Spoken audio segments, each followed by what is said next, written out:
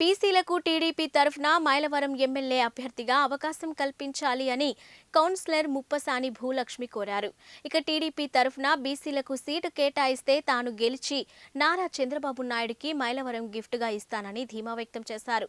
ఇక మైలవరం నియోజకవర్గంలో బీసీ వర్గం తనకు మద్దతుగా ఉందని, ఎస్సీ ఎస్టీ మైనార్టీ మద్దతు ఇవ్వటంతో తాను మైలవరం ఎమ్మెల్యే అభ్యర్థిగా పోటీ చేయడానికి సిద్ధంగా ఉన్నానని తెలిపారు.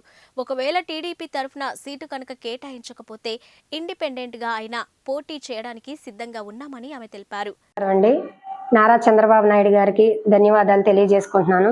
మైలవరం నియోజకవర్గానికి ఎమ్మెల్యేగా పోటీ చేయడానికి నేను సిద్ధంగా ఉన్నాను.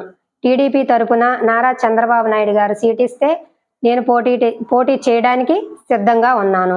మైలవరం నియోజకవర్గంలో బీసీలు సొంత ఓటింగ్ ఉంది కాబట్టి ఈరోజు ఇంత బలంగా అడుగుతున్నాను. ఒక టీడీపీలో ఉండే నేను టీడీపీకి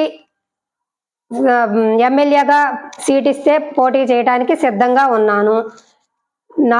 నేను గెలుస్తానన్న నమ్మకం ఉంది.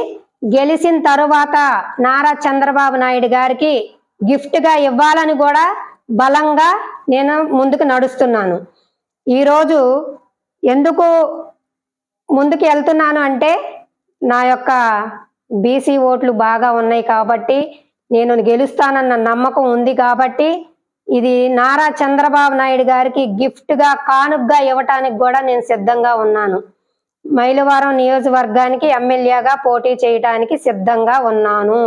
ఒకవేళ చివరి వరకు చూస్తా, బాబు గారు బీసీలకి పెద్దపీట వేస్తాను అన్నారు.